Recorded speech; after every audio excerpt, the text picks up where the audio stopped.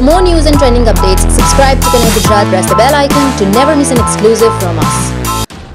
ભરૂચ જિલ્લામાં નર્મદા કાંઠે વસેલા જાગેશ્વર ગામે આજે 2 ડોલ્ફિન માછલી તણાઈ આવી હતી, જેમાં એક મૃત હાલતમાં તો એક ડોલ્ફિન જીવિત હાલતમાં મળી આવી હતી.